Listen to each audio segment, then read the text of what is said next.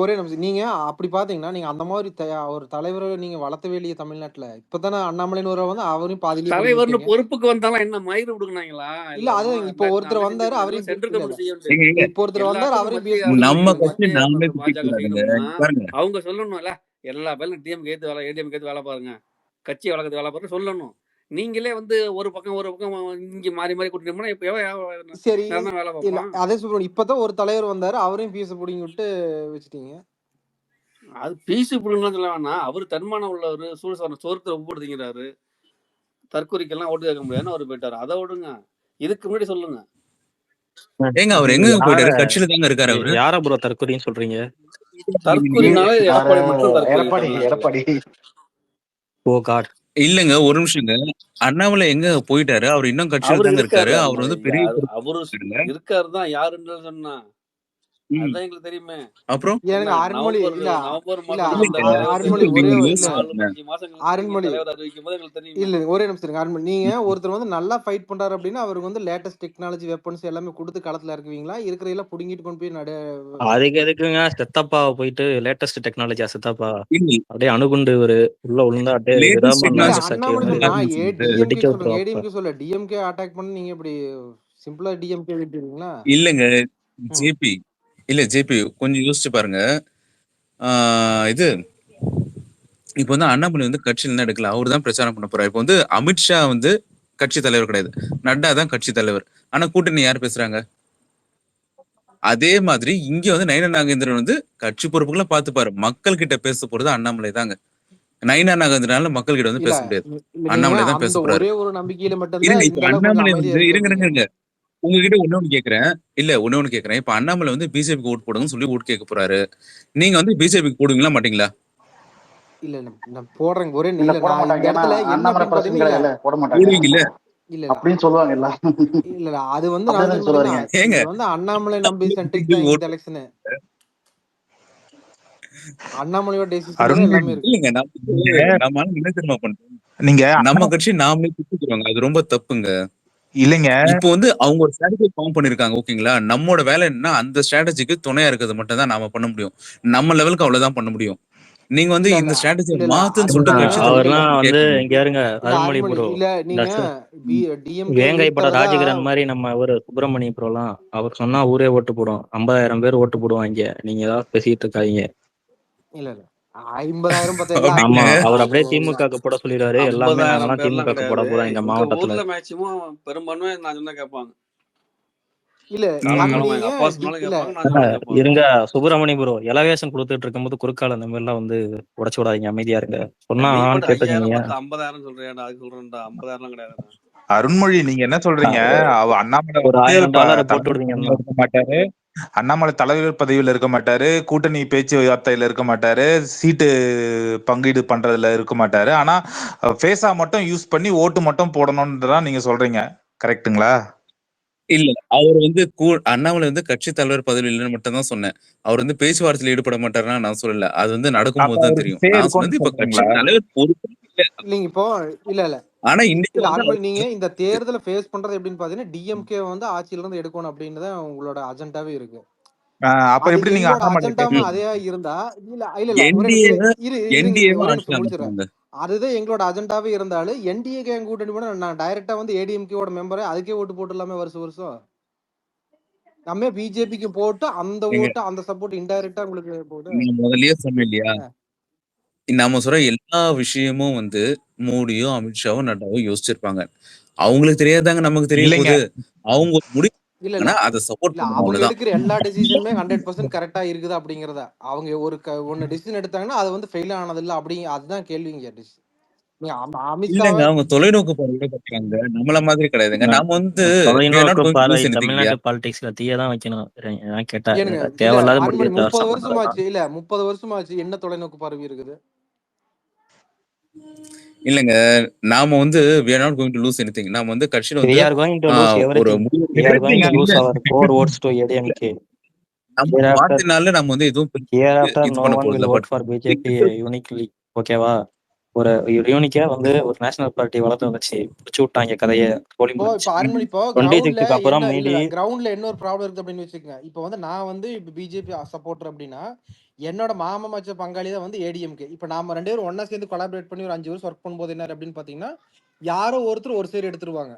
அதுதான் இது நாள் வரைக்கும் பிரச்சனை. எங்க ஊர்ல எல்லாம் பாத்தீங்கன்னா பிஜேபி தனி ஓட்டு கேட்கறதுக்கு ஆளே கிடையாது. 10 ஓட்டு விழுகாது. இந்த தடவை தான் 110 ஓட்டு விழுந்துச்சுங்க எங்க பூத்துல. இது வந்து எப்படின்னு நீங்க இந்த தடவை ஒண்ணா சேர்ந்து அதுக்கப்புறம் அதே ஓட்டு ரிட்டர்ன் ஆகுமா அப்படிங்கறது டவுட் தான். 2G மைக்கு கேட்கறாங்களா? 2G மைக்கு கொஞ்சம் கொடுங்க, கீழே யார் கேட்கறாங்களோ. அப்புறம் இல்ல போலயா ஃப்ரெண்ட்ஸ், தூரம் போயிருக்காரு போல. நீங்க 98ல நடந்தப்ப அப்ப வாங்கின எம்பி எம்எல்ஏ சீட் அப்பவே நம்ம தனி செப்பரேட்டா வாங்கிக்கிறோம். அதை நீ ஹோல்ட் பண்ண இவ்வளவு நேரம் முடியலையா? டயர் அடிக்கிறீங்களே, ஒரு கம்முனுக்கு மத்தினே நம்ம ஆள் இல்லைன்னு.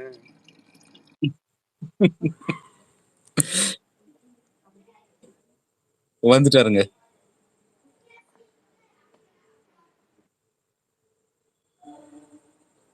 என் வீரத்தை போல என்ன வாழ்க்கை நம்மோட போல சொர்க்கமே என்றாலும் அது நம்மோட போல வருமா? அட என்னாடு அது நம் நாட்டுக்கு ஈடாகுமா? மாமாங்குளத்தை தண்ணி நிக்குதா தம்பி? தமிழ் போல் இனித்திடுமா? ஐயோ, நான் 6 மாசத்துல எங்க இருக்க போறோமோ. ஹலோ அஜி, நம்ம வந்து இப்போ பேசணும். இண்டிவிஜுவல் வர்ஷிப் வந்து தமிழ்நாட்டில் அதிகம் பண்ணுங்க. எல்லா இடத்துலையும் பார்த்தீங்கன்னா இண்டிவிஜுவல் வர்ஷிப் அதிகம் தான். இப்போ ஒவ்வொரு லீடரும் அந்த லீடருக்காக தான் வந்து ஒவ்வொரு ஊர்லேயும் பாலிடிக்ஸ் வந்து ஒரு பார்ட்டிக்காக வந்து செலக்ட் பண்ணுறாங்கன்னா அது ரொம்ப கம்மி தான். ஒரு இண்டிவிஜுவலை பார்த்தா நிறைய எல்லா ஸ்டேட்லையும் பார்த்தீங்கன்னா மேக்ஸிமம் ஒரு 60-40 வச்சுக்கோங்களேன். 60% பார்த்தீங்கன்னா இண்டிவிஜுவலுக்காக தான் வந்து ஓட் போடுறாங்க. எங்க ட்ரம்ப்புக்கே ஒரு கல்ட் ஃபாலோயிங் இருக்குங்க அமெரிக்கால. அதான் சொல்றேன் இண்டிவிஜுவலுக்காக தான் இங்க போடுறாங்க.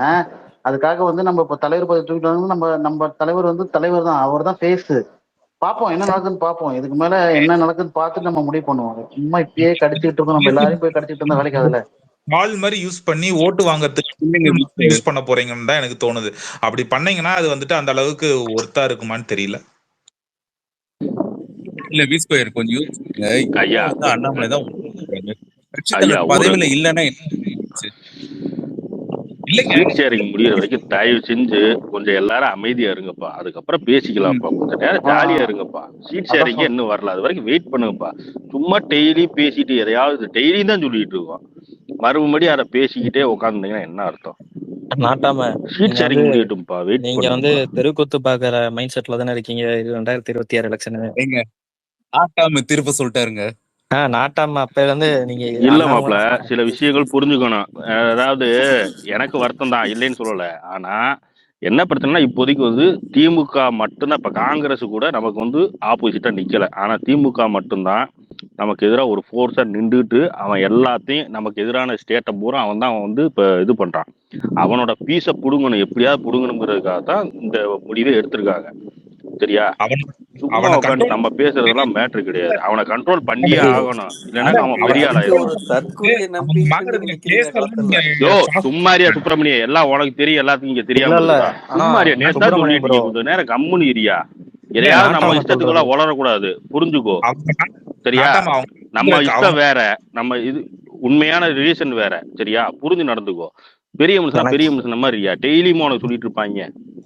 எதையாவது கொளுத்தி கொளுத்தி போட்டுருக்காதியா. அவங்களை கண்ட்ரோல் பண்றதுக்கு அவங்க மேல இருக்கிற கேஸ நீங்க நம்ம 2022 ஓரமா உட்காந்து பார்க்க போறோம். நமக்கான எலெக்ஷன் இல்ல, எதுக்கு கோவம் படுறீங்க? 2029 தான் நமக்கு எலெக்ஷன். 2026 டெய்லி சண்டை, டெய்லி ஒரே பேச்சு பேச வேணாம். புதுசா எங்க மாம்ச எடப்பாடி அடிக்கணுமா, கூப்பிட்டு வந்து அடிங்க, தப்பே இல்ல. அதை விட்டு போட்டு டெய்லி பேசுனதே பேசிட்டு இருக்கீங்க. உங்களோட எனக்கு தான் எடப்பாடி மேல கோவம் இருக்குது. என்ன பண்ண சொல்றீங்க? சொல்லாதீங்க நாட்டாம. இவன் ரெட்டலைக்கு ஓட்டு போட்டுட்டு வந்துருவாங்க. இல்லங்க, நான் என்ன தெரியுமா சொல்றேன், நீங்க டிஎம்கே அடிங்க, எடப்பாடி கூட அடிங்க. ஆனா வந்து நம்ம கட்சியே வந்து அடிக்காதீங்க, இவங்க தப்பான முடிவு எடுத்துறாங்க, அந்த விஷயத்த சொல்லாதீங்கன்ற அதுல அவ்வளவுதான். நிறைய நான் என்ன கால்குலேஷன் சொல்றேன்னா இருக்கு ப்ரோ. இந்த இவங்க விஷயத்துல சும்மா இவங்க வந்து ம். என்னன்னா அவங்களோட என்ன சொல்றதுன்னு தெரியல. அவங்க அண்ணன் மேல இருக்க பாசத்துல சொல்லிட்டு இருக்காங்க, அவ்வளவுதான். மத்தபடி இல்ல இல்ல அண்ணன் கரெக்ட் வெயிட் தான் பண்ணுங்க, கரெக்ட் அண்ணன் தான். பேசுவாரு. ஆனா எங்க வந்து எஸ்ஜே சூர்யாவெல்லாம் அன்ஃபாலோ யோ பண்ணிட்டோம் சுப்பிரமணிய, கத்துறீங்க. மைக்க திறந்தா உன்னை கொண்டே ஒளிஞ்சு போட்டேன். எரியா மைக் எரியா அன்ஃபாலோ, நீ மைக்க மேல மூட் பண்ணியா யோ முதல்ல, சுப்பிரமணி ப்ரோ, இம்சை யோ பண்ணிட்டு உங்க இருக்க. தெரிஞ்சுக்கலாம். பஞ்சாயத்தை வந்து என்னை விட டிஎம் பண்ணுங்க, வயசுல நம்ம நானும் வந்து ஒரு பிரச்சாரம் பண்ணுவோம் அண்ணாமலை திமுக காண்டி. இந்த அண்ணாமலைக்கு ஏன் ஓட்டு இவர் போடான்னு கிடக்குறாரு அந்த ஆளு சித்தாந்தம் தெரியாது, பிஜேபிங்கிற கட்சியும் தெரியாது, தாமரை சின்னம் மட்டும் தெரியும், அண்ணாமலை நாட்டு முகம் மட்டும் தான் தெரியும், வேற எதுவுமே தெரியாது. நாட்டு நீங்களும் வந்து இல்ல அதிகாரத்தை கடைசியில என்னை வந்து மீட் தெரியாம பண்ணி விட்ட கைப்பற்று. வச்சியா நீ? ஏய் பீட்ரு, நீ இருக்கட்டும் வச்சுக்கிறேன். ஐயோ தெரியாம கைப்பற்று நாட்டாம. ஆனா வந்து நீங்களும் அந்த தடவை வந்து ஃபேமிலி சார்பாக திமுக போட்டுருவீங்க தானே? டயர் ஏய் நான் திமுக தான் சொல்றேன் பாரு, போட்டுருவீங்க இது எப்படிங்க? வரைக்கும் என் லைஃப்ல என் மாமனார் தவிர யாருக்குமே திமுக காரனுக்கு நான் ஓட்டு போட்டது கிடையாது.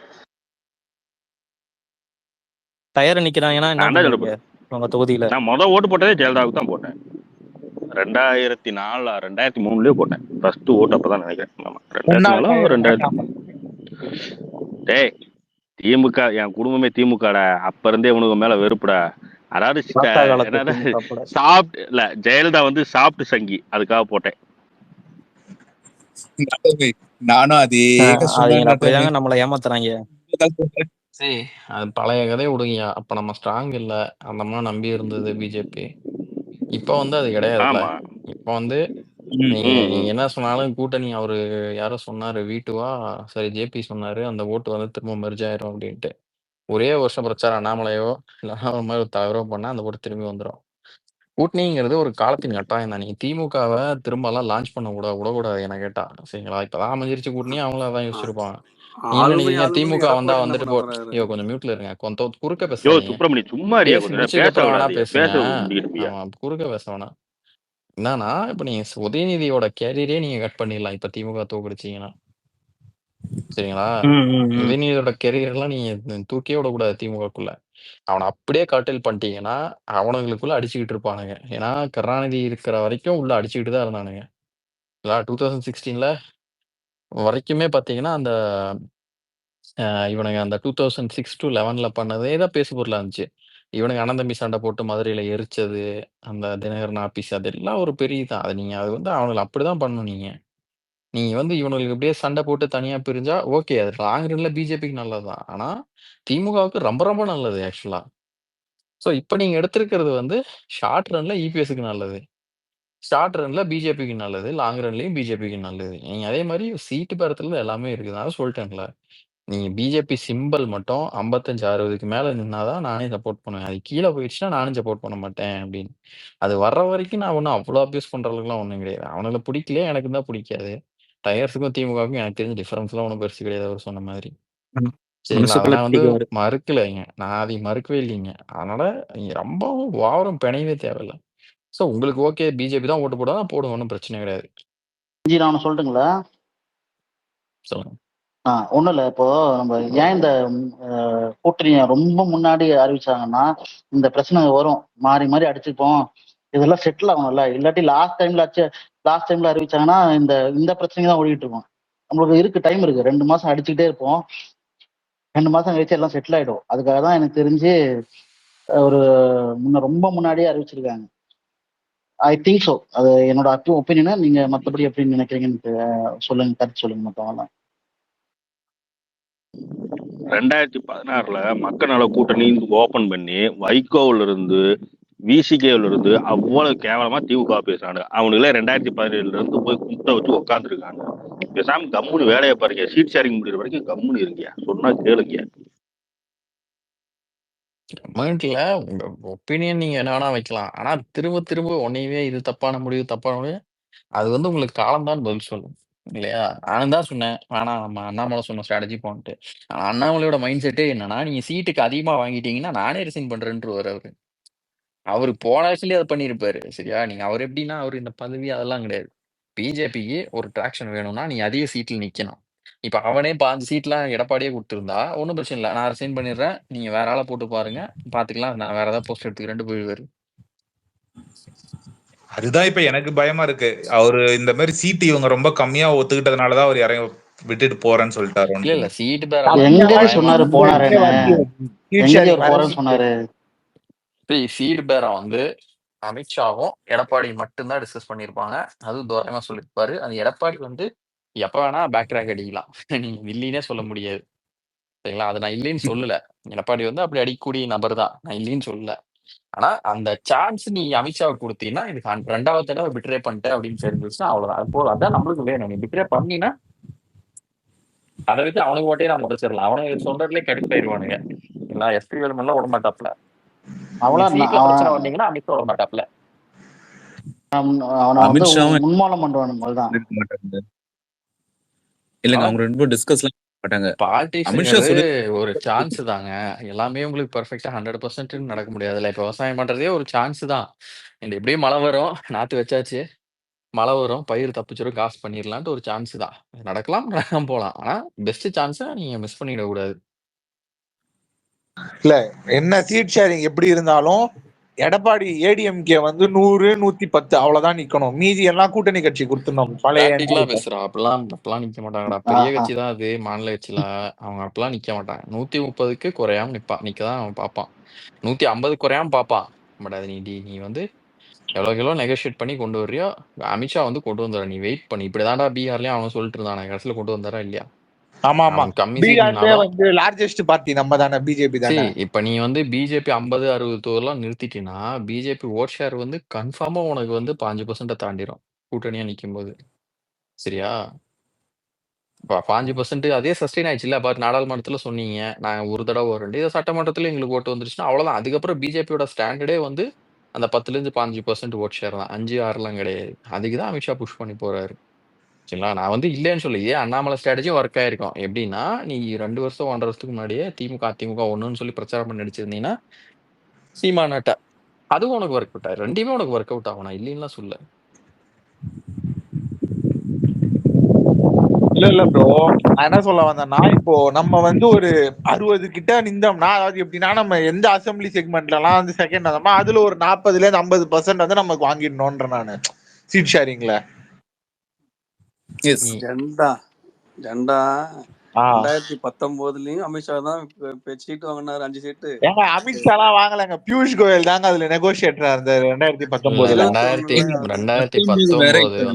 2019 வந்து உங்களோட 2016 ஓட் ஷேர் வச்சுதான் கொடுத்தாங்க.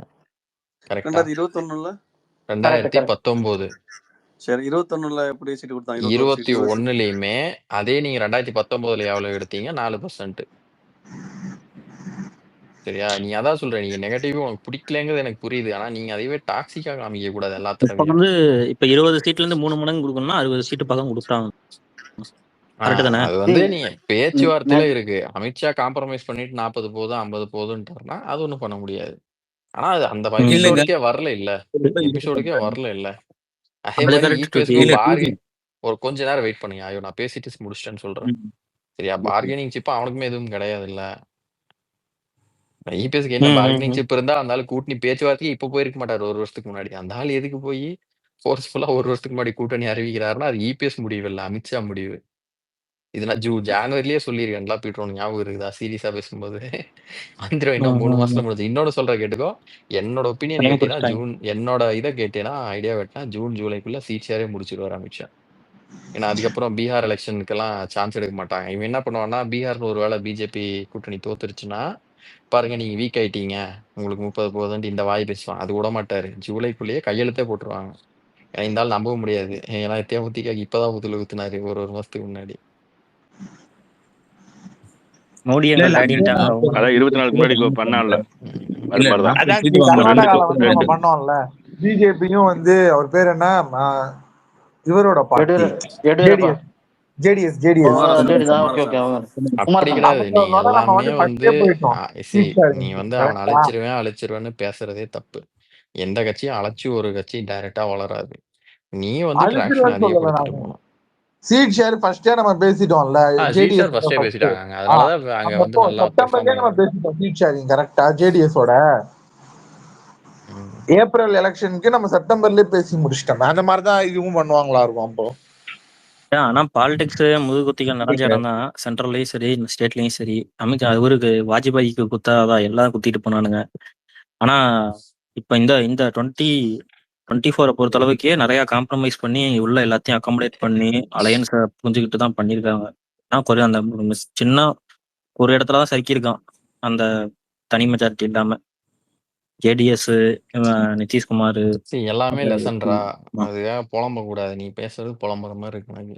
இல்ல இல்ல அதுக்கப்புறம் ஜி, நடந்த சட்டமன்றத்துல கிட்டத்தட்ட ஜார்க்கண்டை தவிர எல்லா பெரிய ஸ்டேட்டும் நம்ம தான் ஜெயிச்சோம். ஜார்க்கண்ட் குட்டி ஸ்டேட் தான், ஏரியா பெருசு, ஆனா ஜனம் குறைவு. சரியா, அதுவே பார்த்தீங்கன்னா நல்லா தான் ஏறி இருக்கு நம்ம இது.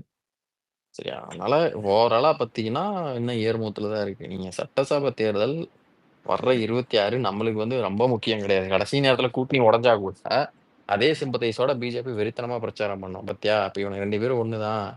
போயிட்டு நீ அமித்ஷா வந்து இவன் எங்கேயாவது பேக் ட்ராக் அடிச்சிருவானோன்னு சொல்லிட்டு டெல்லி கூப்பிட்டு இவரு ரகசியமா போனாரு. அமித்ஷா வந்து எடப்பாடி உள்ள போற வீடியோவே வெளியே விட்டாரு. கரெக்டா, எடப்பாடி உள்ள போனாரு, அந்த கிளிப் வெளியே விட்டாங்க. அமித்ஷாவோட பார்க்க போயிருக்காருன்னு அவங்க எல்லாம் பிஆர்ல ரொம்ப ஓப்பனா இருப்பாங்க நார்த்ல. அதே மாதிரி இங்கேயும் வந்து கூட்டணியை வந்து அஃபீஷியலா அனௌன்ஸ் பண்ணிடணும். சும்மா நீங்க அங்க உட்காந்து நான் உட்காந்துட்டு அமித்ஷா சென்னைக்கு வந்துட்டாரு. சரி, நீ வா, அண்ணாமலை வா, நயினார் வா, எல்லாம் ஒரே ஸ்டேஜ்ல உட்காடுறோம். பின்னாடி என்டிஏ கூட்டணின்னு பேனர் வைக்கிறோம். பேனரோட போட்டாச்சு, அவ்வளவுதான், முடிச்சு. கூட்டணி அமைச்சாச்சு, அஃபிஷியலி டன். கேள்வி பதில் நீங்க யாரும் வாய் தர வேணாம், நான் பேசிக்கிறேன். இவருதான் சிஎம் கேண்டிடேட், இதுதான் தேசிய ஜனநாயக கூட்டணி ஆச்சு தான் நாங்க விரும்புறோம் பின்னாடி அப்படின்ட்டு முடிச்சிட்டாங்க. இது அதனாலதான் வந்து எடப்பாடி வந்து அந்த டிடிவி மேல போட்ட கேஸையே வாபஸ் வாங்கினா பாருங்க. எனக்கு தெரிஞ்சு அவங்க எல்லாரையும் ஒண்ணு தெரியலடா. நீ எனக்கு தெரியாது அது கேஸ் டீடைல்ஸ், அது பின்னாடி பாத்துக்கலாம். பிஜேபி வந்து இது வந்து நீ இன்னொரு ஜூலை மாசத்துக்குள்ள எனக்கு தெரிஞ்சு சீட் ஷேர் முடிஞ்சிருப்பா. நீங்க ரொம்ப கவலைப்படாதீங்க. சீட் ஷேர் நான் எழுதி வச்சுக்கோ, 50ல இருந்து 60க்கு மேலதான் வந்து பிஜேபி வந்து நிக்கும் தமிழ்நாட்டுல. இல்ல டூஜி சீட்ஸ்ல பொறுத்து கம்மியானா கூட கவலை இல்லை, ஆனா ஜெயிக்கிற அதெல்லாம் பைத்தியார்த்தனம். இதுதான் 2021ல பண்ணீங்க நீங்க. சீட்டு கம்மியானா பரவாயில்ல, இது தவிர ப்ரோ, நம்ம எந்த அளவுக்கு நிக்கிறோமோ அந்த அளவுக்கு தான் அப்பெல்லாம் ஒரு அந்த அளவுக்கு தான் ஏடிஎம்கே வந்து நமக்கு வேலை பார்ப்பானுங்க. இல்லைன்னா அது பைத்தியார்த்தனமா இல்லைங்க, இல்லைன்னா அவன் முதுகுல குத்திடுவான். கணக்காட்ட வேண்டியது இருக்குங்க. அதாங்க, அப்படி சொல்லிதான் 21ல 21 சீட்டு கொடுத்தான். என்னாச்சு? அது ஒண்ணும் ஜெயிக்கிற தொகுதிலாம் இல்லையே. நீ ஏங்க 21 அவன் சொன்னதே நீங்க கம்மியா வாங்கி அதிகமா ஜெயிக்கலாம் தான் சொன்னான். என்னாச்சு? அப்படிலாம் கிடையாது. நம்பர் இல்ல ரேங்க் ஸ்ட்ராட்டஜி யாரும் அதிக ப்ரொபகேட்டே பண்ணாதீங்க. அந்த பேச்சே கொண்டு வர வேணாம். நான் அளவா வாங்கி சீட்டு அதிகமா ஜெயிக்கணும்ட்டு. சீட்டு நீங்க அதிகமா வாங்கினாலே உங்களுக்கு பாசிபிலிட்டிஸ் அதிகம் தான். ஏன்னா அவன் இப்ப சீட் அதிகமா வாங்கிட்டு எல்லாமே நாகப்பட்டினத்திலே பிரின்ஸ் ஒரு நிமிஷம் இருடா. நாகப்பட்டினத்திலேயே வாங்கி உங்களுக்கு என்ன ஃபுல்லா கொடுத்துட போறானா? நாகப்பட்டினத்துல எல்லாம் பிஜேபி நிக்கிட்டோம், அப்படி காரைக்கால் இல்லைங்க அப்படிலாம் சொல்ல மாட்டான். நீங்க கோயம்புத்தூர்ல போன தடவை 1 நின்னுச்சு பிஜேபி, இந்த தடவை மினிமம் 3 நிக்கும் பாருங்க. அதான் சொல்றேன், நீங்க 60 சீட் வாங்கிட்டீங்கனாலே 60 சீட் நீங்க வாங்கிட்டீங்கனாலே மாவட்டத்துக்கு 1 இல்ல 2 நிக்கிறீங்க நீங்க. கரெக்டா ஜி? அப்படி இருக்கிறப்ப கட்சி எல்லா இடத்துக்கும் போகுது இல்ல, வளருது இல்ல எல்லா மாவட்டத்திலயும். அப்படிதான் இருக்கணும். அது மட்டும் முக்கிய விஷயம் இல்லடா. நம்ம இன்னொரு விஷயம் இருக்கு. யாருப்பா இடையில நீங்க மைக் கொஞ்சம் பக்கம் வச்சு பேசுங்க, ரொம்ப டிஸ்டர்ப்டா கேக்குது உங்க வாய்ஸ். இப்ப கேக்குதா? கொஞ்சம் பக்கம் வச்சு பேசுங்க, ரொம்ப ஃபீபிளா இருக்கு. ஓகே. இன்னொரு விஷயம் என்னன்னா, ஜெயலலிதா வந்து அவங்க பீரியட்ல வந்து 160 சீட்டோ நம்ம தான் வந்து ஏடிஎம்கே நினைச்சு. இப்போ வந்து இதே ஏடிஎம்கேல இப்போ வந்து டிடிவியும் இல்ல, ஓபிஎஸும் இல்ல, அவங்களோட கோஷ்டிக்குன்னு கொஞ்சம் சீட் தனியா வரும். சோ இவங்களுக்கு 160 சீட்டுக்கு கீழே தான் அவங்க நிப்பாங்க. கண்டிப்பா 160க்கு மேல போகாது. பேசினான் அவன் 130 140க்கு மேல நிக்க மாட்டான் எடப்பாடி. அவ்வளவுதான், ஒரு 140 அவரு புஷ் பண்ணுவாரு. ஆனா கூட்டணி கட்சி ஒத்துக்காது, யாருமே ஒத்துக்க மாட்டாங்க. நான் இது பேசாம பல என்டிஏ கூட்டணியில் நாங்க நின்றோன்றோம். அமித்ஷா விட்டு கொடுக்க மாட்டாரு. அதுக்கு எனக்கு தெரிஞ்சு இது உன்னை சிஎம் கேண்டிடேட்னு அனௌன்ஸ் பண்ணியாச்சு. கூட்டணி ஜெயிச்சா நீ தான் சிஎம். கரெக்டா? நீ உன் கட்சி அதிகமா நிக்கணும், அப்புறம் நாங்களாம் நக்கிட்டு போறதா? நீ சிஎம் ஆகி ஆட்டிட்டு போயிருவேன் நாங்கெல்லாம். அதெல்லாம் விட மாட்டாங்க. அதான் உனக்கு சிஎம் பதவி, எனக்கு சீட்டு, மினிஸ்டர் பதவி, அவ்வளவுதான். ரொம்ப குழப்பிக்காது. 2வது விஷயம் ப்ரோ, நம்ம வந்து எந்த அளவுக்கு நிக்கிறோமோ அந்த அளவுக்கு தான் வந்து ஏடிஎம்கே, அதாவது நம்ம நிக்கிறத விட ஏடிஎம்கேவோட சீட்டை குறைச்சாதான் அவனுக்கு வேலை வைப்பானுங்க. இல்லைன்னா நம்மளை கொடுத்து வாயில கொடுத்துட்டு போயிடுவானுங்க. அதான் நிதர்சனம். பொதுச்செயலாளர் பேசுங்க, பேசி தொலைங்க. கையை தூக்கிட்டே நிக்கிற, தூங்கிட்டியா? பொதுச் செயலாளர் உங்களாம் இளைய தலைவரே. நான் என்னன்னா நேற்றுக்கு எங்க அண்ணன்ட்ட நிறைய டிஸ்கஷன் பண்ணிட்டு இருந்தேன். அப்போ அவர் ஒரு சஜஷன் சொன்னாரு. அந்த சஜஷன் எனக்கு பிடிச்சிருந்துச்சு. என்னன்னா இந்த மாதிரி எடப்பாடி வந்து ஒண்ணு நமக்கு 70 சீட்டு கிட்ட கொடுக்கணும். அப்படி இல்லை அப்படின்னா கூட்டணி ஆட்சிக்கு ஒத்துக்கணும்.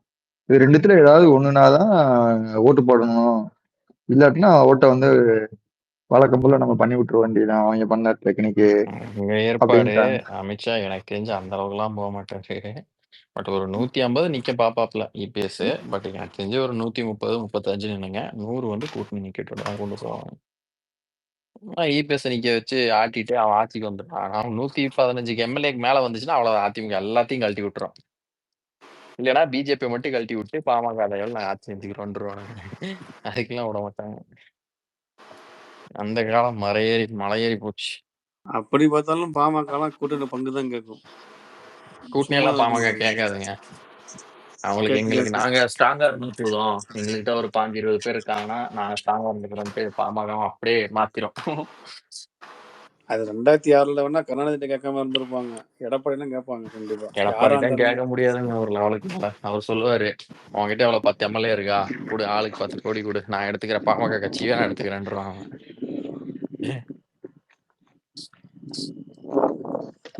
நீங்க எல்லாம் ஏயா டெல்டாவில வாழ்ற? இது என்டிஏ கூட்டணி கேட்டா அமித்ஷா தான் கேட்கணும்.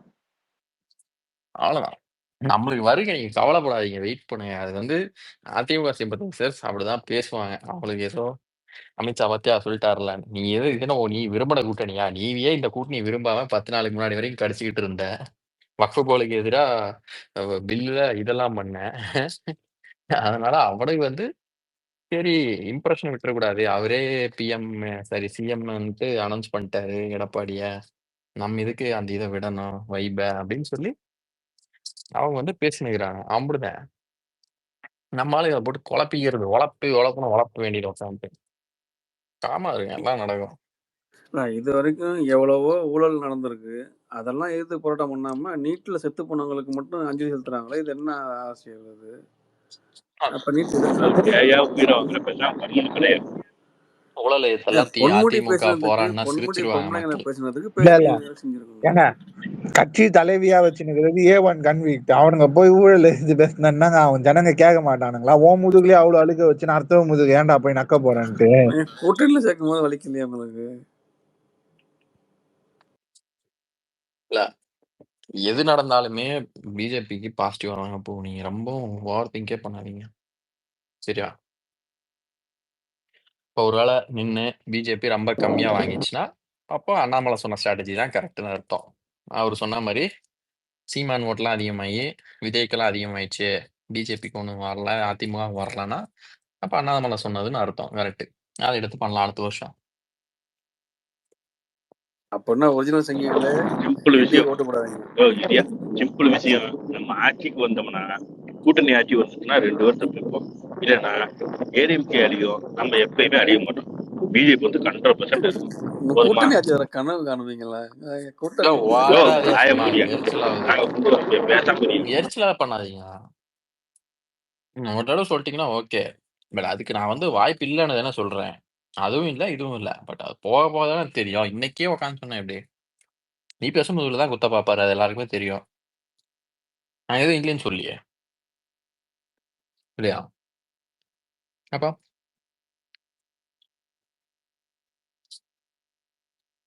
அதனால விடுங்க, பாத்துக்கலாம்.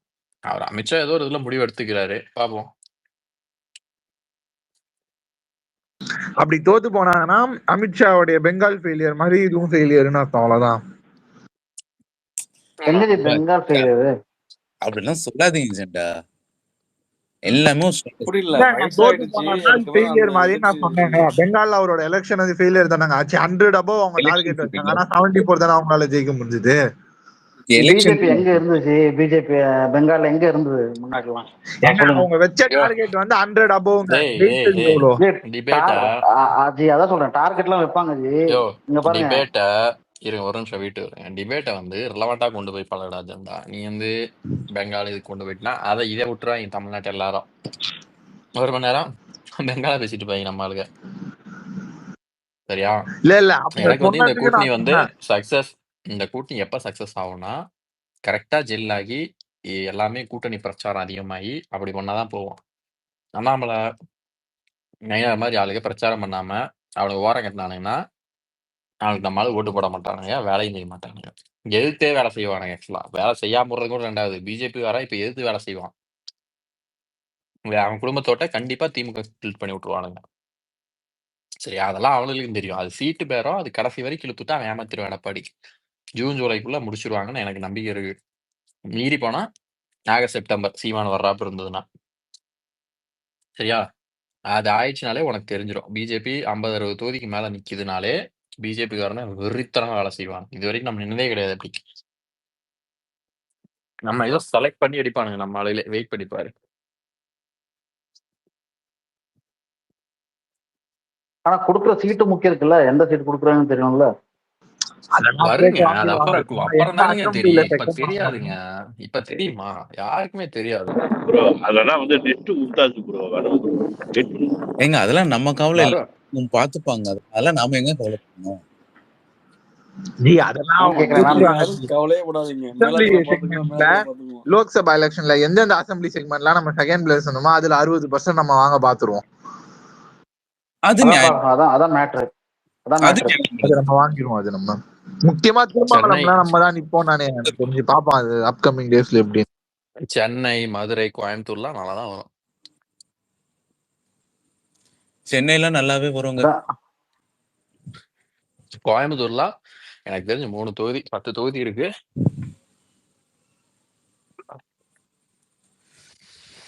அது 3 தொகுதி பிஜேபி நிக்கும். போன தடவை ஒண்ணுதான் நின்னாங்க. எல்லாம் அதிமுகக்கே கொடுத்தாங்க பிஜேபி.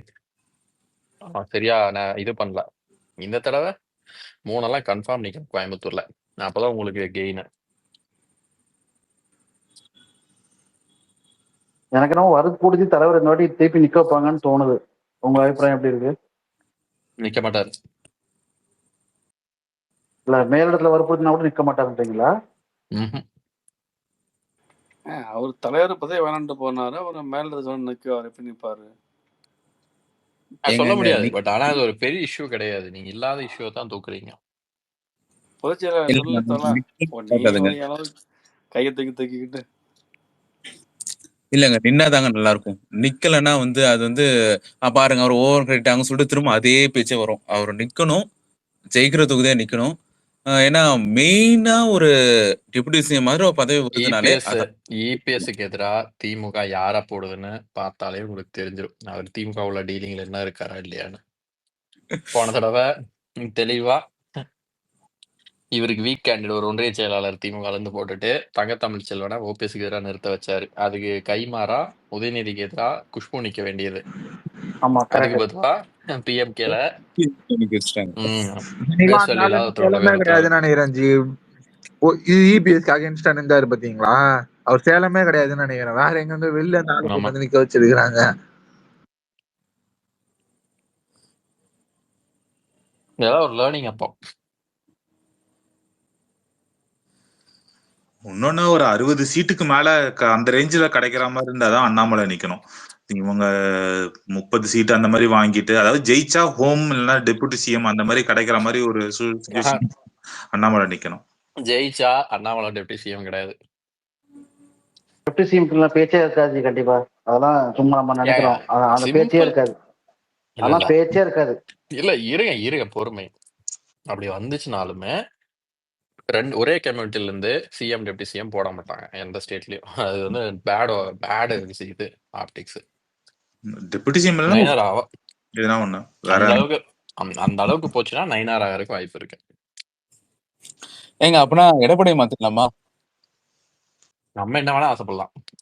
அதனால சீட் ஜெயிச்சிட்டீங்கன்னா உண்மையா சொல்றேன். இல்ல ரியாலிட்டியே பேசுறேன். கண்டிப்பா டெப்டி சிஎம் வார்த்தை பேச்சே இருக்காது. ஓப்பனா சொல்றேன். அந்த பேச்சே இருக்காது. இல்லங்க முன்னாடி இல்லங்க இப்ப நிலைமை மாறி இருக்கு இல்லையா?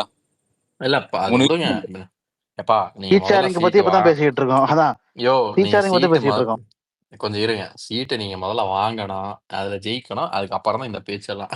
ஜி முதல்ல கூட்டணி ஜெல்ல ஆகணும். ஒரு கட்சியும் இன்னொரு கட்சியும் ஒன்னா சேர்ந்து வேலை செய்யணும். அதுவே இங்க பிரச்சனையா இருக்குது. நான் ஜூன் ஜூலைல இருந்து ஆயிடும்டா. நடக்கும் சண்டை. நீங்களே வந்து ஆனா ஏடிஎம்கே ஒரு கூடிய அட்வான்டேஜ் என்ன அப்படின்னா இந்த தடவை நம்ம ஆளுக்கு வந்து இதை விட மாட்டானுங்க, எதா இண்டிவிஜுவாலிட்டி விட மாட்டானுங்க.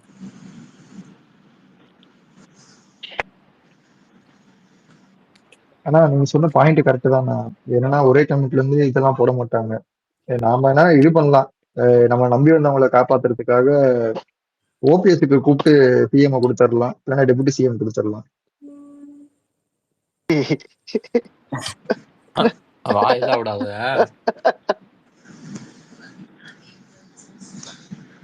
சித்தப்பா சிஎம் ஆகிட்டு ஓபிஎஸ் டெப்டி சிஎம் ஆகிட்டு ஹோம் மினிஸ்ட்ரி பினான்ஸ நம்ம எடுத்துக்கணும், உள்ளாட்சி துறையை ஒருத்தருக்கு கொடுத்துடணும். டேய் டேய் டேய் டேய் வர வாய் விடாதீங்கடா. எந்த ஆசை, எவ்வளவு சீரியஸா ஆசை பேசலாம். உங்களுக்கு, எவ்வளவு ஆசை உங்களுக்கு? ரெண்டு டெபுட்டி துணை சிஎம் முதல்வர் ஆக்கணும்னா ஒரு துணை முதல்வர் ஓபிஎஸ், ஒரு துணை முதல்வர் டிடிவி. ஆனா வந்து home டெபுட்டி minister சிஎம் வந்து இதாக்கணும்னா யார் யாரெல்லாம் இதாவானுங்க தெரியுமில்ல?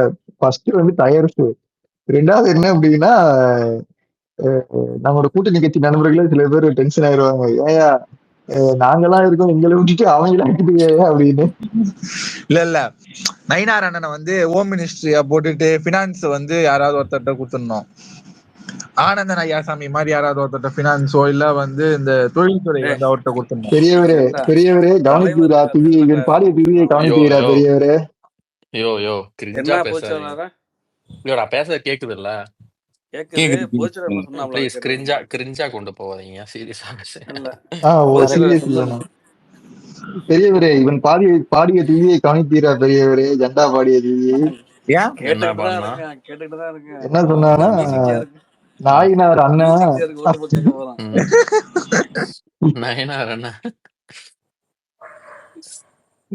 அண்ணா வந்து நம்ம இதாக்கிடலாம் அப்படின்னா, அந்த அண்ணான்ற வார்த்தையில டக்குன்னு எதுக்கு உள்ள சேர்த்தான்னு தெரியல. இதுக்கு மேல வரைக்கும் அப்படி சேர்க்கல, டக்குன்னு சேர்த்துட்டான். எல்லாம் பெட்டிதான், பெட்டி பெட்டியா குத்தி வச்சிருக்கானுங்க, நானும் வாங்கி வச்சுக்கிறேன். நம்ம பிஜேபி டிபி மாத்திருவீங்களா?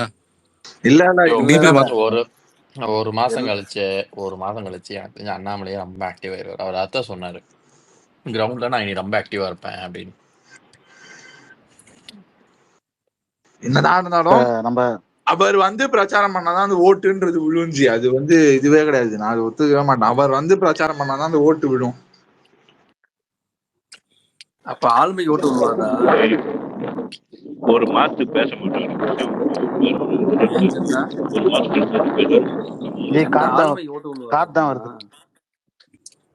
சொல்லுங்க சுப்பு, ஏதோ கேட்டீங்களே.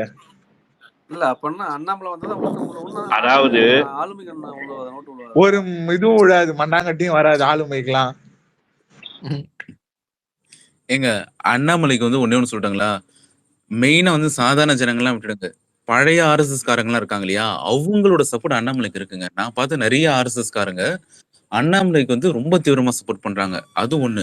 இன்னொன்னு, ஃபர்ஸ்ட் டைம் ஓட்டர்ஸ். எனக்கு தெரிஞ்சு என்னோட கசினே ஒரு பொண்ணு அண்ணாமலைக்கு ஓட் பண்ணுன்றா. ஆனா அவளுக்கு வந்து அண்ணாமலை எந்த கட்சின்னு தெரியல, அரசியல் சுத்தமா தெரியாது அந்த பொண்ணுக்கு, எந்த கட்சினே தெரியாது. ஆனா அண்ணாமலைக்கு ஓட் போட போறேன்.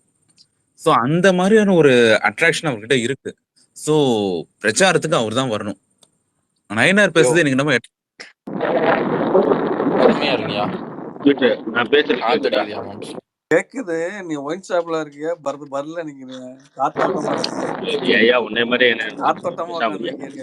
அதாவது ஒரு மாசத்துக்கு அண்ணன் பேச மாட்டாரு, அதுக்கப்புறம் பேசுவாரு. அது வரைக்கும் வெயிட் பண்ணுங்க, கம்முன்னு கிடங்க. நான் ஜூலைல எல்லாம் பேச ஆரம்பிப்பாரு, நாட்டாம சீட் ஷேரிங்லாம் அந்த டைம்ல முடிஞ்சு பேச ஆரம்பிப்பாரு. டேய் இது அப்டேட்ரா இல்லைங்க, ஒரு கேப் கொடுத்துட்டு திரும்ப வரும்போது ஒரு கம்பேக் போல ஒரு இது இருக்கும். ஸோ கொஞ்ச நாள் அமைதியா இருந்துட்டு தான் பேசுவார். கரெக்ட். அந்த கணக்கில் அதை விடுங்க. இது வந்து நயினாருமே இது கூட்டணி இருக்குங்கிற வரைக்கும் தான் இப்படி பேசுவாரு. நீங்க ஏதோ ஒரு பிஜேபி விட்டுட்டு அதிமுக பேசுற மாதிரி பேசுறாருல, அது கிடையாது. எடப்பாடி முதுகு குத்துறான்னு தெரிஞ்சா முதல் ஆள் நயினார் தான் தூக்கி போட்டு மிதிப்பாரு, நீங்க எழுதி வச்சுக்கோ. ஆமா ஆமா, ஏன்னா சட்டமன்றத்திலேயே அவர் பேசினார்ல, அதிமுக காரங்களாம் வந்து இதுல இருக்காங்க அப்படின்னு. ஃபர்ஸ்ட் அவர் தான், ஞாபகம் இருக்குங்களா ஜி? அவர்தான் ஃபர்ஸ்ட் அதிமுக ஃபயர் விட்டுனுங்கறானுங்க டயர்ஸ். டயர்ஸ் எதுக்கு ஃபயர் விடுறானுங்க நயினாருக்குன்னா, அண்ணாமலைக்கு பதிலாக பத்தியா நாங்க இவரை வளர்த்துறோம் போட வைக்காரா. இல்ல மாப்ள ஆர்எஸ்எஸ் விட மோசமா பேசுவார் அவரு பேச ஆரம்பிச்சா.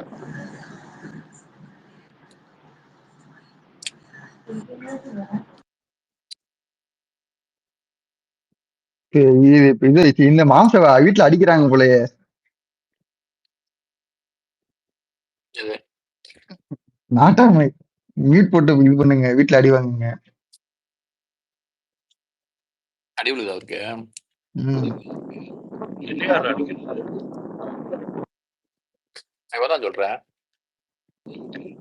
டேய் நான் சாப்பிட்டுட்டே பேசிட்டு இருக்கேன். ஓ Cheers, ஓகே Pops. ஓகே. நானும் தான். நானும் இப்பதான் சாப்பிட்டு இருக்கேன். இதோட இந்த வாரத்துல 4வது நாள் நூடுல்ஸ் சாப்பிட்டு இருக்கேன். இனிமேல் நூடுல்ஸ் சாப்பிடக்கூடாதுன்னு முடிவு எடுத்திருக்கேன். பொதுச்செயலாளர் சில வீட்டுல எப்படின்னா சோறு போட்டு உட்கார வச்சுட்டு சோத்துல அடிப்பாங்க, அப்பதான் ஏஞ்சி ஓட முடியாது.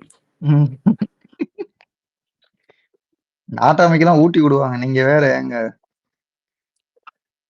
இங்க இப்ப பேசு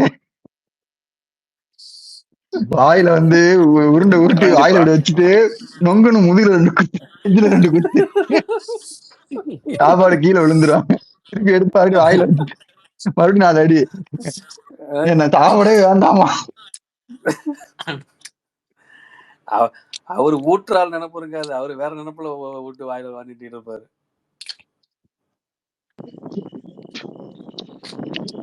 பொதுச் செயலாளர் இப்ப கல்யாணம் முடிஞ்சு ஃபர்ஸ்ட் நைட் வரைக்கும் முன்னாடி ஓடி போயிருந்தா.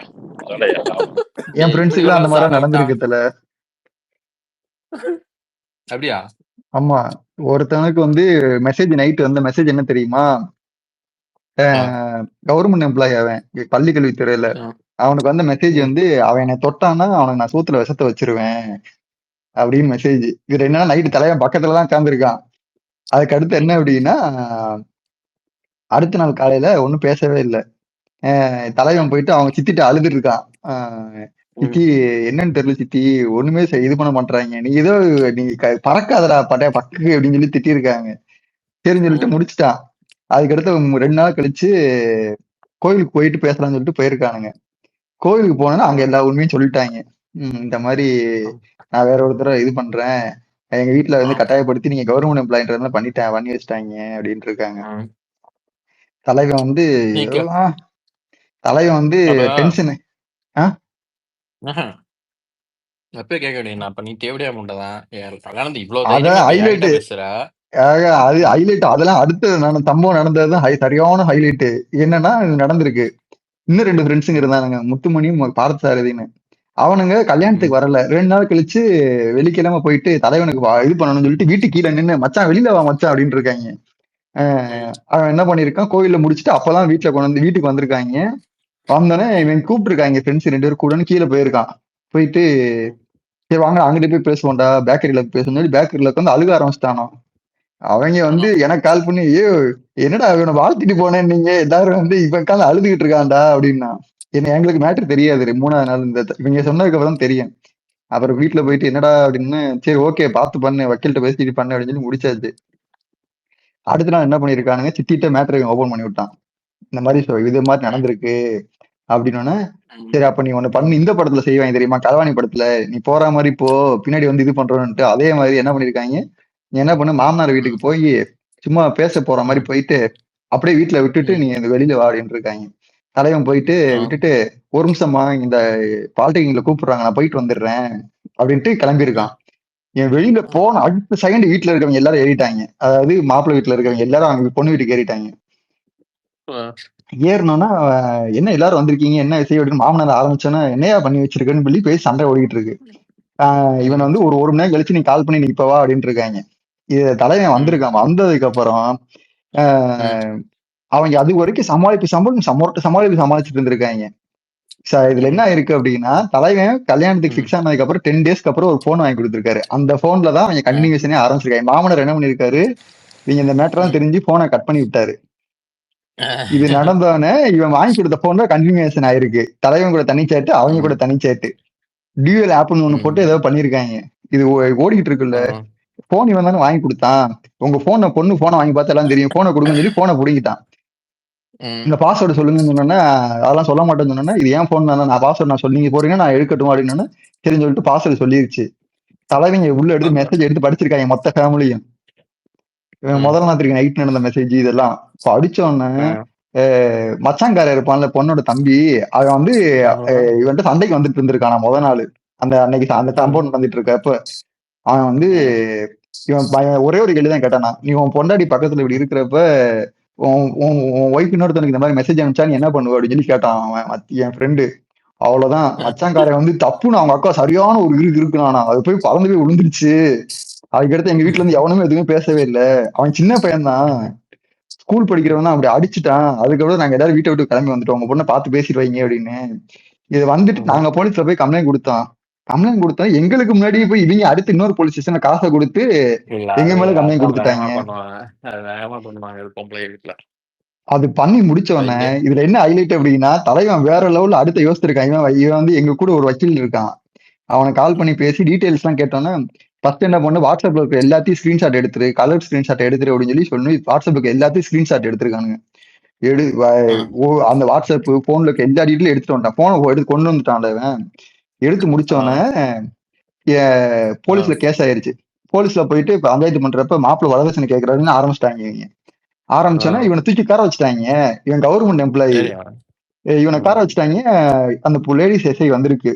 ஆனா தலைவன் என்ன பண்ணிருக்கான், போன் பண்ணி அது எல்லாத்தையும் கலர் பிரிண்ட் போட்டுரு அப்படின்னு சொல்லிட்டான். கலர் பிரிண்ட் போட்டு 3 புக்கு, பெரிய சைஸ் முரட்டு புக்கா 3 புக்கு எடுத்துட்டாங்க. எடுத்துட்டு வந்து பஞ்சாயத்து பண்ணிட்டு இருக்காங்க போலீஸ் ஸ்டேஷன்ல. இதுல என்னன்னா நாங்கெல்லாம் வெளியில நின்றுட்டு இருந்தோம். நின்றுட்டு இருக்கிறப்ப சரி ஒன்னும் பிரச்சனை இல்லை அவன் பாத்துக்குவான் அப்படின்னு சொல்லிட்டு கிளம்பிட்டோம். கிளம்புனதுக்கு அப்புறம் டயலாக் எல்லாம் இங்க பேசியிருக்காங்க அங்க ஸ்டேஷன்ல வச்சு.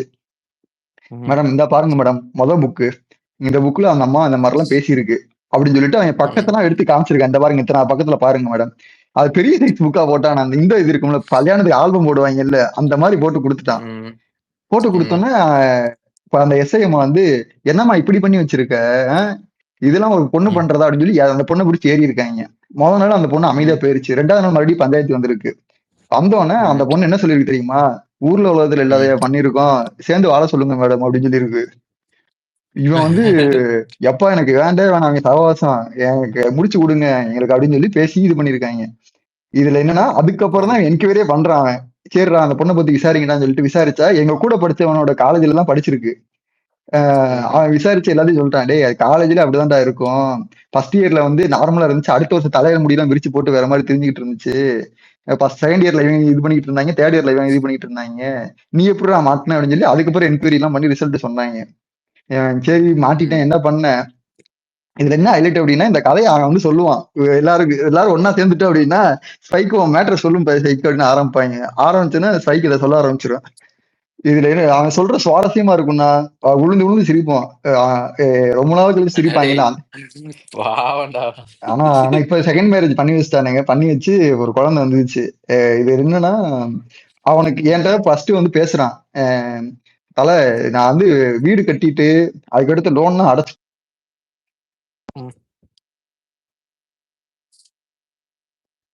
அந்த லோன் அதான் வீடு கட்டிட்டு லோன் அடைச்சிட்டு தான் பேசிக்கிட்டு இருக்கிறவன் ஒரு 10 நாளா காலை காணும். ட்ரெயின்ல நான் வந்துகிட்டு இருக்கிறப்ப எனக்கு டவுட், இதனா என்ன கால் பண்ணுவானே எப்பவுமே என்ன அப்படின்னு சொல்லிட்டு கால் பண்ணி, டே ஸ்பைக்கு என்ன காலை பண்ணல அப்படின்னு கேட்கிறேன். ஏய் உனக்கு எப்படா மச்சான் விஷயம் தெரியும் அப்படின்னு கேட்டான். என்ன விஷயம் தெரியும் நீ சொல்லு, என்ன எங்க போயிட்டு இருக்க அப்படின்னு கேட்டேன். இந்த மாதிரி பூ வைக்க போயிட்டு இருக்கேன் ஸ்பை இன்னும் வச்சான். டேய் ஏன்டா ஸ்பைக்கு 10 நாளைக்கு முன்னாடி சொன்ன, என்ன சொன்னா 2 வருஷம் ஆகும் வீடு கட்டணும் அதெல்லாம் பண்ணணும்னு சொன்னேன். என்னடா ஆமா எனக்கு பொண்ணை பிடிச்சிருக்கு அப்படின்னு சொல்லி பேசினவன் தான். அந்த போயிட்டு பூ வச்சுட்டு வந்தாங்க. பூ வச்சுட்டு வந்தோன்னு அந்த போனை வாங்கி கொடுக்குற வேலை பண்ணியிருக்கேன். என்கிட்ட கேட்டான் என்னடா வாங்கி கொடுக்கணும், என்கிட்ட வந்து 1 மணி நேரம் கேட்டேன். எனக்குலாம் அதுல அனுபவமே கிடையாதுடா, அது வந்து வேற எவனா இருப்பாங்க அவன் கிட்ட கேட்டுக்கோ அப்படின்ட்டோம். ஆனா தலைவன் அதுக்கப்புறம் அவனா ஒரு முடிவு எடுத்து வாங்கி கொடுத்தான். இதுல ஹைலைட் என்ன அப்படின்னா, இதே சம்பவம் இன்னொருத்தனவுக்கு நடந்துச்சு. ஆனா அவன் நிலைமை கொஞ்சம் பாவமான நிலைமையான கடமை. அவன் வந்து கொஞ்சம் கஷ்டப்படுற ஃபேமிலி. தலைவன் என்ன பண்ணிட்டான், அந்த பொண்ணு கூட இவனும் போன் வாங்கி கொடுத்துருக்கான். அந்த பொண்ணு அந்த சொந்தக்கார பையனே ஒருத்தனை லவ் பண்ணிட்டு இருந்திருக்கு. நிறுத்துறா, உனக்கு நான் சாப விட்டா அதுல கண்டென்ட் எடுத்து யோசிச்சு ஒரு செகண்ட் உன்னைய தாண்டா அவர் அப்படி சாபம் விட்டாரு, நீ கவலை பண்ணுடா, அதை வச்சு சிரிச்சு கதை சொல்ல கூடாது. அவங்க எல்லாம் நீங்க ஒரு நீங்க இந்த சம்பவத்துல நடக்கக்கூடிய விஷயங்கள் தான் மேட்டர் சரியான இது. இதுல என்னன்னா ஒரு அவனுக்கு கல்யாணத்துக்கு முதல் நாள் நைட்டு அந்த பொண்ணு ஓடி போயிருச்சு. கல்யாணத்து அன்னைக்கு முத நாள் ஓடி போனோன்னா இவன் மாப்பிள்ளை தூக்கி வச்சுட்டாங்க. இவன் மாப்பிள்ளை என்ன பண்ணிட்டு இருக்காரு, பப்ஜி கேம் விளையாண்டுட்டு இருக்காரு. இன்னொருத்தன் கூட இருக்கான், அவனொருத்தன் இருக்கான், அவனுக்கு உட்காந்து கேம் விளையாண்டுட்டு இருக்காங்க ஸ்டேஷன்ல உட்காந்து. அதுக்கப்புறம் என்னன்னா, நீ எதுவும் அரெஸ்ட் பண்ணியா அப்படி இப்படின்னு போலீஸ்ல எஸ்ஐ கேட்டு முடிச்சதுக்கு அப்புறம், இந்தாங்க மேடம் எங்க போன், நீங்க என்னன்னா பாத்துக்கங்க அப்படின்னு சொல்லி மெசேஜ் எல்லாம் காமிச்சிட்டான். தலைவன் குட் மார்னிங் குட் நைட் மட்டும் தான் அனுப்பிச்சிருக்கானே. இதுல என்னன்னா இந்த நண்பர் இருப்பாங்கல்ல, அவன் கூட உட்காந்துருந்தா ஹைலைட். இதெல்லாம் முடிஞ்சிருச்சு. முடிஞ்சதுக்கு அப்புறம் பையன் இவனோட அக்கா என்ன பண்ணிருக்காங்க, இவனுக்கு ஜாதகத்தை எடுத்துட்டு போய் பாத்துருக்காங்க. ஜாதகத்துல பாக்குறப்ப இவனுக்கு இவங்க அப்பா மாதிரி 2 கல்யாணம் ஆகும் அப்படின்னு ஜாதகத்தை சொல்லிட்டாங்க. தலைவன் வந்து முத கல்யாணம் நின்னு போச்சு, சரி 2வது கல்யாணத்தை தான் பண்ணி வைங்க அப்படின்னு சொல்லிட்டு அடுத்த 1 மாசம் ஆரம்பிச்சிட்டான். டேய் என்னடா நீ இப்படி இருக்க, இப்படிலாம் இருக்கக்கூடாது, பொறுமையா பண்ணுவோம், உனக்கு மொத கல்யாணம் நின்னெல்லாம் நடக்கவே இல்லை, நின்னு போனதெல்லாம் பிரச்சனை கிடையாது, நடக்கவே இல்லை அப்படின்னு இருக்காங்க. இந்த சம்பவம் லீக்கேஜ் ஆனதுக்கு அப்புறம் தான் எனக்கு தெரியவே செய்யும் அவங்க அப்பாவுக்கு 2 ஒய்ஃபுமே அவங்க கூட தான் இருக்காங்க அப்படின்னு. ஏன்டா டேய் இதெல்லாம் எங்கள்கிட்ட சொல்லவே இல்லை. ஆமா இதெல்லாம் ஒரு மேட்டர், இதெல்லாம் சொல்லிக்கிட்டா தெரியவாங்க. சரி மொத கல்யாணம் முடிட்டு 2வது கல்யாணத்துக்கு நான் சொல்றேன் அப்படின்னா. இப்ப என்ன பண்ணிட்டு இருக்கான் அப்படின்னா, ஃபர்ஸ்ட் பொண்ணு ஓடி போச்சு இல்ல, அந்த பொண்ணோட தங்கச்சி இவனும் பேசிக்கிட்டு இருக்காங்க இப்ப உட்காந்து. சூப்பர்ரா. டேய் என்னடா இப்படி பண்ணிக்கிட்டு இருக்கீங்க? ஆமா நான் என்ன பண்றது, அவங்க ஆறுதல் சொல்றேன்னு சொல்லிட்டு எனக்கு தான் இன்னும் ஆறுதல் சொல்லிக்கிட்டே இருக்காங்க, நான் என்ன பண்ண அப்படின்றான். அது இன்னொரு தங்கச்சி இருக்கா அந்த பொண்ணுக்கு? இல்ல இல்ல, அது என்னன்னா அவங்க சொந்தக்காரங்க தான், நான் லவ் பண்ணிருக்காங்க. அவன் வந்து சரியா வேலை வெட்டி போக மாட்டேன்னு சொல்லிட்டு இவனை கூப்பிட்டு கல்யாணம் பண்ண பார்த்தாங்க.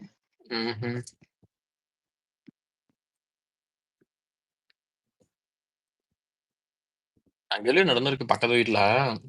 அது பாசிட்டிவா முடிஞ்சிருச்சு. பையன் தெல்லவாரி பொண்ணு கொடுக்க மாட்டேன், வீட்டுல வந்து ஓட்டு மேல ஏறி உக்காந்துட்டா. அப்புறம் பெரிய கவர் ஆயிடுச்சு. சரி அவங்க காட்டுக்காரங்க பொண்ணு, இவனுக்கு வந்து கொஞ்சம் கம்மி தான், வேலையும் செய்ய மாட்டான், தியேட்டருக்கு டெய்லியும் தியேட்டருக்கு ஓடுறான் படம் பார்க்கறதுக்கு, ஊர் சுத்துவான், மோசம் தான் இருப்பான். அவனுக்கெல்லாம் போய் அந்த பொண்ணு வந்துருச்சு. வழியில சொந்தக்காரங்க கட்டி வச்சுட்டாங்க. இப்ப பார்த்தா தலைவர் பேட்டரி கடை போட்டிருக்காரு, டயர் கடை போட்டிருக்காரு, ஒரு ஜேசிபி 2 பசங்க சேர்ந்து, இவனும் இன்னொருத்தன் யாரோ ஃப்ரெண்டா, அவங்க கூட சேர்ந்து ஜேசிபி வாங்கி விட்டுருக்காங்க. 2 சைட் வாங்கிட்டான். அவன் வீடை வந்து கொஞ்சம் மாடிஃபை பண்ணான். இப்போ இருந்த வீடு தான், டார்ச் வீடு தான், அது கொஞ்சம் நல்லா மேட் பண்ணி பண்ணிட்டான். ஏடா வா உருப்படவே மாட்டேன்னு நினைச்சவன் கல்யாணம் பண்ணதுக்கு அப்புறம் பார்த்தனா ஜாம்னு குடும்பம் நடத்திட்டு இருக்கான், நல்லா சம்பாதிக்கிறான், எல்லாத்தோட பழக்கமும் மாறிடுச்சு, நல்லா பழகுறான், எல்லாத்தையும் விஷயம் எல்லாம் முதல்ல விசேஷத்துக்குலாம் வரமாட்டான் போக மாட்டான், இப்பெல்லாம் பார்த்தா நல்லா வர்றான் போறான்.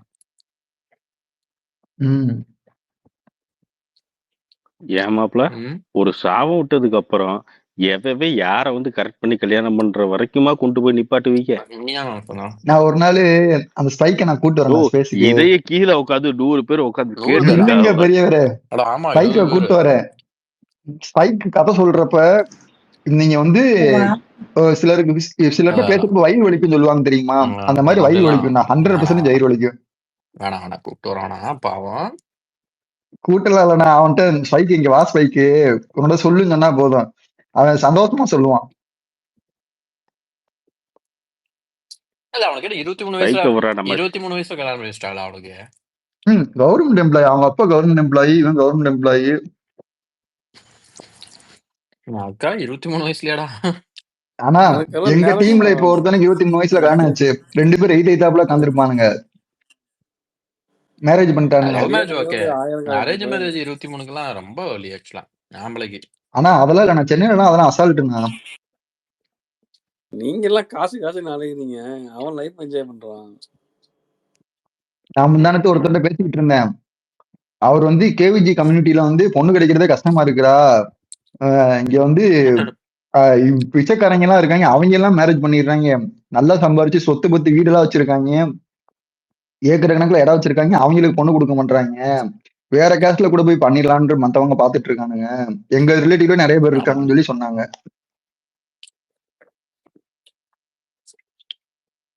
இதுல பொண்ணு கொஞ்சம் கம்மிதான் இந்த ஜெனரேஷன்.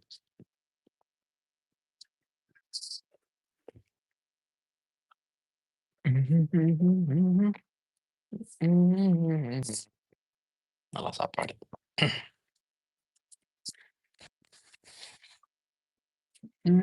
அப்படி என்ன நல்லா சாப்பாடு சாப்பிட்டீங்க? கிரில் சிக்கன் சாப்பிட்டு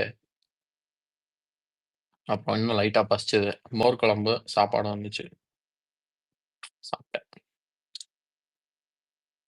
23 வயசுல மேரேஜ் பண்ணாதானே